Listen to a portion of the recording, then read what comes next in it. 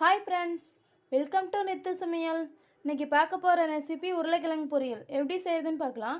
வீடியோக்குள்ளே போகிறதுக்கு முன்னாடி சப்ஸ்கிரைப் பண்ணாதீங்க, சப்ஸ்கிரைப் பண்ணிக்கோங்க. வாங்க வீடியோக்குள்ளே போகலாம். எண்ணெய் 3 ஸ்பூன் அளவுக்கு ஊற்றிக்கலாம். கடுகு 1/2 ஸ்பூன் போட்டுக்கலாம். சோம்பு 1/4 ஸ்பூன் போட்டுக்கோங்க. ஜீரகம் 1/4 ஸ்பூன் போட்டுக்கலாம்.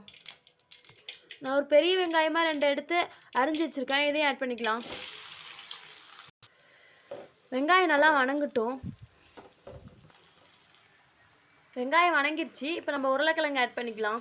நான் பெரிய சைஸ் உருளைக்கிழங்கா 4 உருளைக்கிழங்கு எடுத்து தோல் நீக்கி இந்த சைஸில் அரிஞ்சு வச்சுருக்கேன். இதை ஒரு 4 தடவை கழுவியாச்சு. இப்போ நம்ம ஆட் பண்ணிக்கலாம்.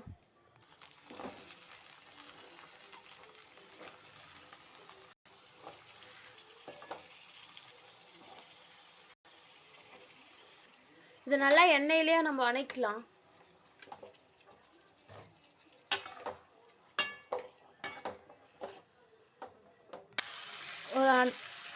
வணங்கிடுச்சு. இப்போ நம்ம மசாலா ஆட் பண்ணிக்கலாம்.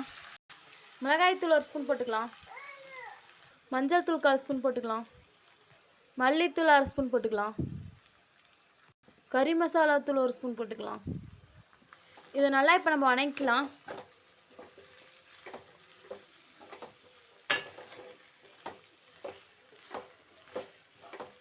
இப்போ நம்ம இதுக்கு தேவையான அளவு உப்பு ஆட் பண்ணிக்கலாம். இப்போ நல்லா இது உருளைக்கிழங்கு நல்லா வணங்கட்டும்.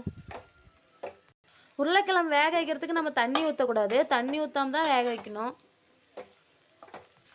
அடுப்பை மீடியம்லேயே வச்சு வேக வச்சுக்கோங்க. உருளைக்கிழங்கு நல்லா இப்போ வெந்துருச்சு. இது ஈஸியாக சிம்பிளாக செய்யக்கூடிய ஒரு உருளைக்கிழங்கு பொரியல். இது மாதிரி வீட்டில் செஞ்சு பாருங்கள். செஞ்சு பார்த்துட்டு எப்படி இருக்குன்னு கமெண்ட் பண்ணுங்கள், லைக் பண்ணுங்கள், ஷேர் பண்ணுங்கள். தேங்க்யூ.